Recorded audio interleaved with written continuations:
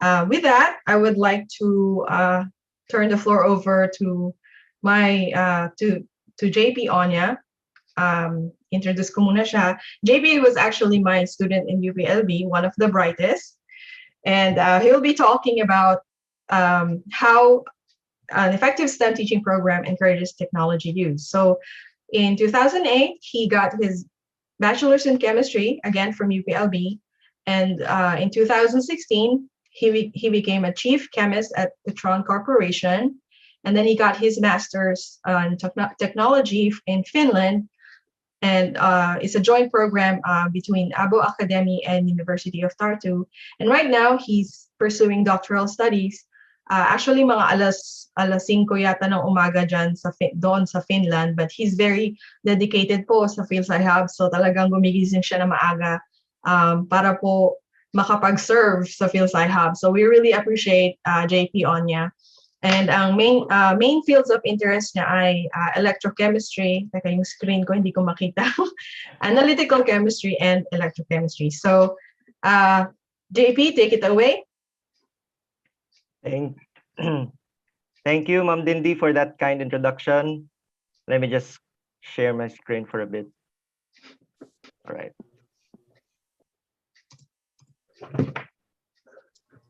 Okay. So my topic for this morning is about technology and how we can use technology to boost STEM teaching or STEM learning among our students.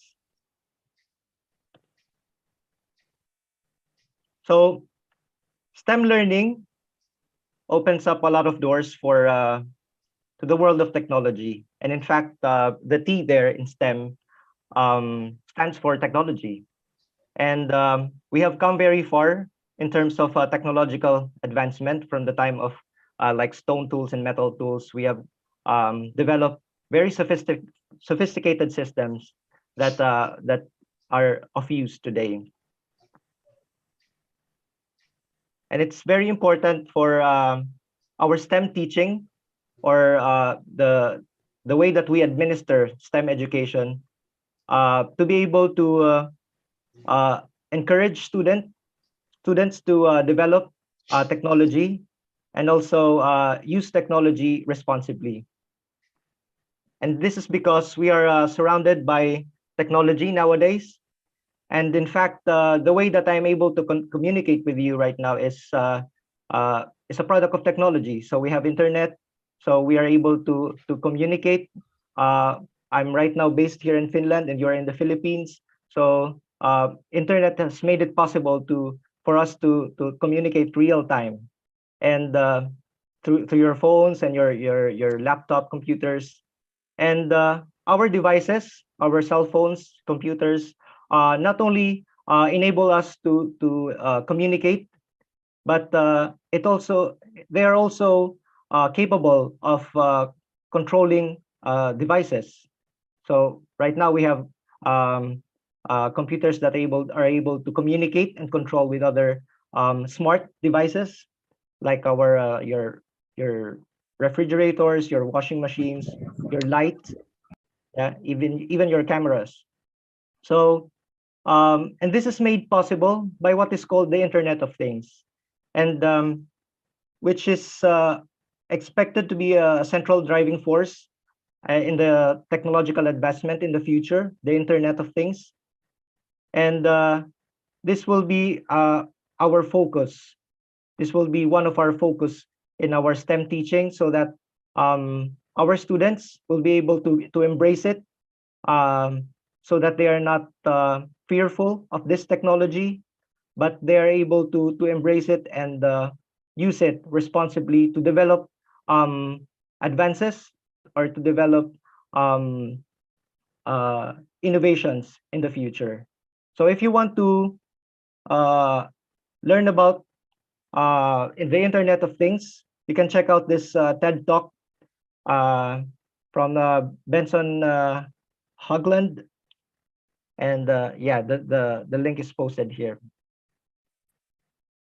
All right. So on a personal note, I was quite lucky to be able to be one of like a developer of technology, because my master's degree here in Finland involved electrochemical sensors, which are um, very useful to develop like futuristic sensors in the future. So here I am in this picture demonstrating a glucose sensors to a bunch of students.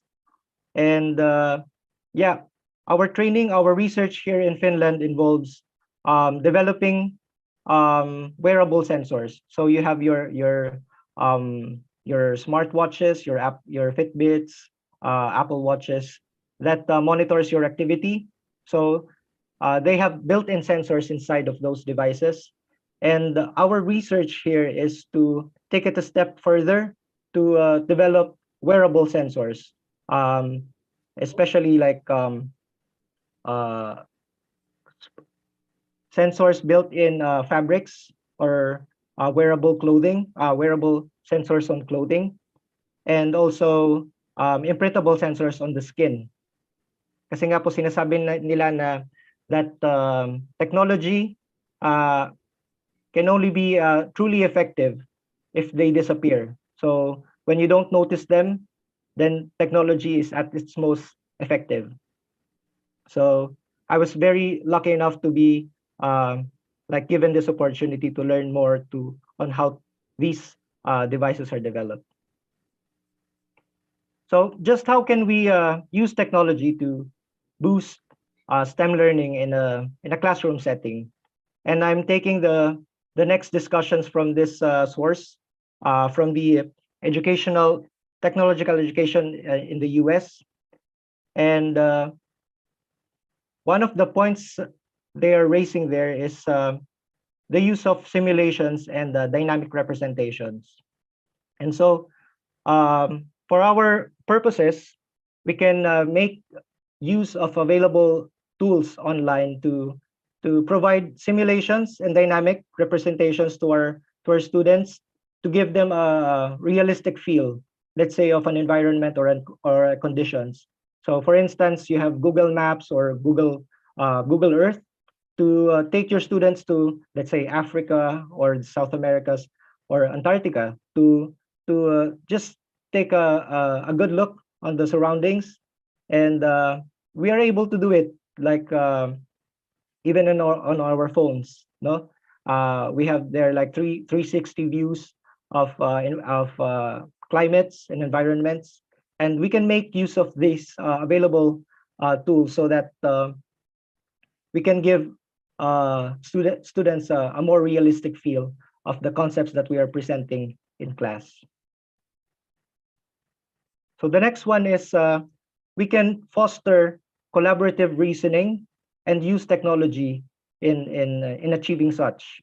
So here I am presenting like this class consensus model whereby you can give your students a common question to answer and let them contribute in developing questions, and together students can pitch in providing answers to those questions, so that in the end the class can achieve like a holistic approach to the problem given to them. So this is not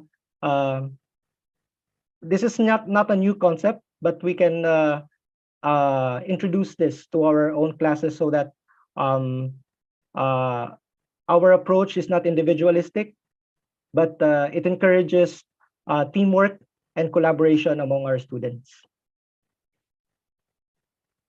So the next one is technology can provide an environment where there is immediate and individualized feedback. So dito na po papasok yung paggamit natin ng learning management systems like Moodle or Google Classroom to facilitate individualized feedback, because as we all know, there's no one size fits all in a classroom setting. So our students have different needs, and so we can use technology to cater to individual needs of our students.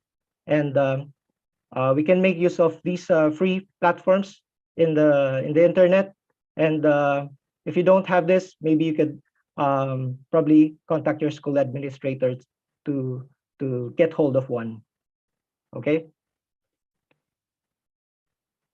So we can also use technology to develop science argumentation skills among our students. And this can be realized by doing classwork or investigatory projects in the class. So we can make use of available tools or instruments or technologies in the lab so that our children will have will develop an evidence approach, evidence-based approach, reasoning in giving explanations or solving problems that are given to them.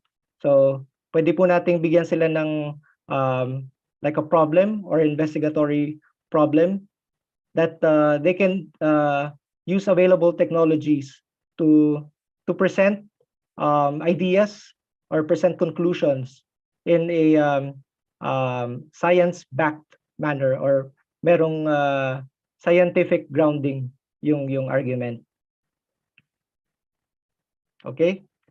And we can also use technology to have students develop this engineering design processes when tackling technological problems. So if they're given like a task to develop a technology, they can make use of this design process, such as like this cycle presented here, the share plan design check, which encourages failure as an integral part, because you can always improve a system.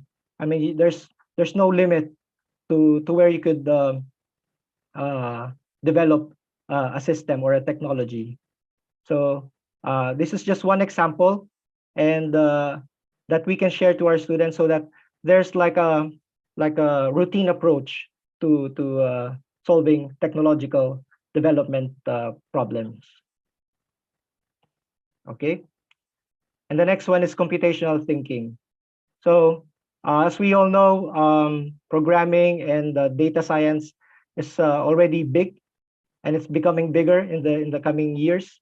And so it's a good point to start introducing our students to the concept of computational thinkings, like basic programming or basic robotics. And here at Philsci Hub, we already offered a few courses on data science, and you're free to because it's a long topic. So there are a lot of possibilities for data science that will take time if I will present now. But please feel free to check those out on our website and our YouTube channel. And the last one is a project-based and disciplinary learning.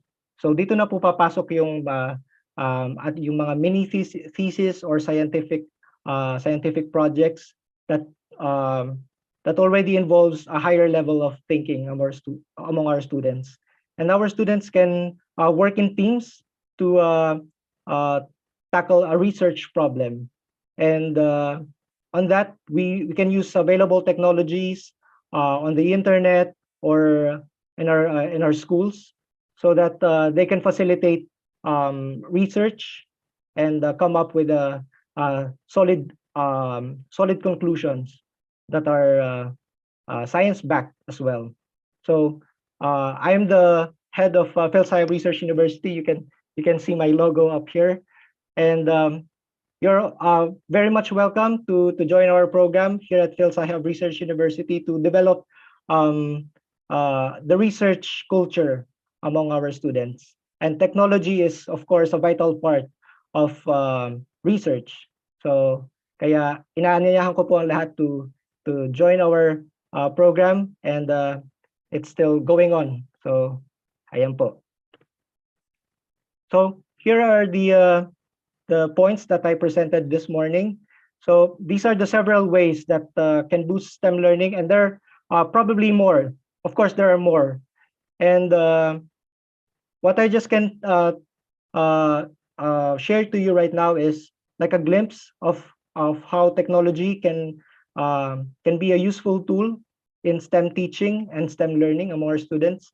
And you can see here that a common theme among these concepts is like the idea of teamwork, the idea of collaborative reasoning, and a collective effort from our students. And I just want to make this appeal to our educators present in the forum, um, to create an environment where everybody wins. No, I was raised in a culture where uh, competition is quite big, and if you don't shape up, you can be tagged as non-proficient or not brilliant. And our STEM teaching or STEM education should be focused on on ways on how to um, give students an equal footing or equal opportunity to succeed. Because and we can only achieve this through collective or collaborative efforts to help one another. Because as Jim Stovall mentioned, when we help one another, everybody wins. So our STEM education should be built upon this notion of collaboration, so that in the end, it's not just one or two students who succeed in this field, but as many as possible, because we need a lot of minds, and there's a great value in